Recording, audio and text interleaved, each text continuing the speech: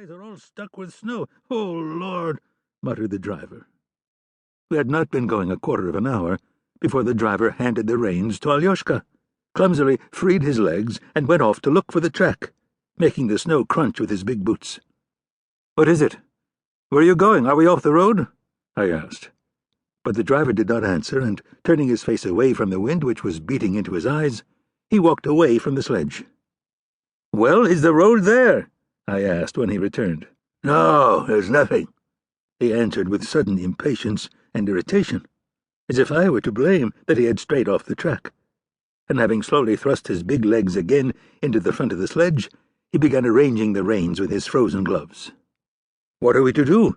I asked when we had started again. "What are we to do? We'll drive where God sends us." And we took off at the same slow trot, though quite evidently not following a road, now through dry snow 5 inches deep, and now over brittle crusts of frozen snow. Though it was cold, the snow on my fur collar melted very quickly. The drift along the ground grew worse and worse, and a few dry flakes began to fall from above. It was plain that we were going heaven knows where, for having driven for another quarter of an hour we had not seen a single verst-post. "Well, what do you think?" I asked the driver again. "Will we get to the station?" "Which station? We will get back. If we give the horses the lead, they will take us there, but hardly to the next station. We would just perish." "Well, then, let us just go back," I said. "Then I am to turn back?" said the driver. Yes, turn back." The driver gave the horses the reins. They began to run faster, and though I did not notice that we were turning, I felt the wind blowing from a different quarter, and we soon saw the windmills appearing through the snow. The driver cheered up and began to talk. "The other day the return sledges from the other station spent the whole night in a snowstorm among haystacks, and did not get in till the morning. Lucky that they got among those stacks, else they'd have all been frozen, it was so cold. As it is, one of them had his feet frozen, and was at death's door for 3 weeks with them." "But it's not cold now, and it seems calmer," I said. "We might perhaps go on?" "It's warm enough, that's true, but the snow is drifting. Now that we have it at our back, it seems easier, but the snow is driving strongly. I might go if it were on courier duty or something of the kind on my own, but it's no joke if a passenger gets frozen. How am I to answer for your honor afterwards?"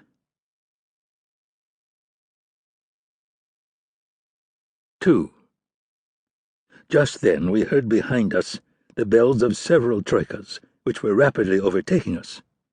"It's the courier's bell," said my driver. "There's no other like it in the district."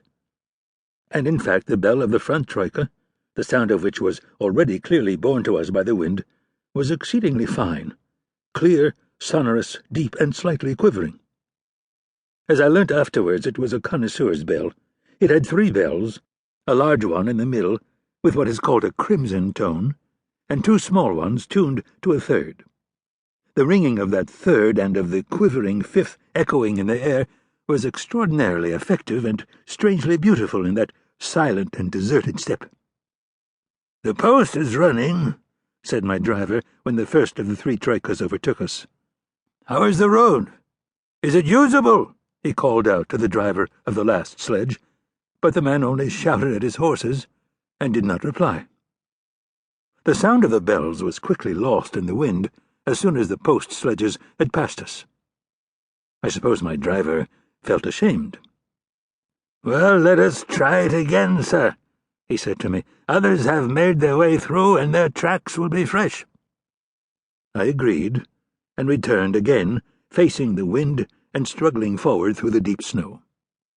I kept my eyes on the side of the road so as not to lose the track left by the troikas.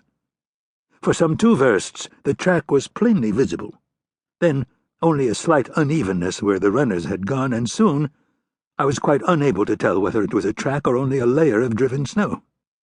My eyes were dimmed by looking at the snow monotonously receding under the runners, and I began to look straight ahead.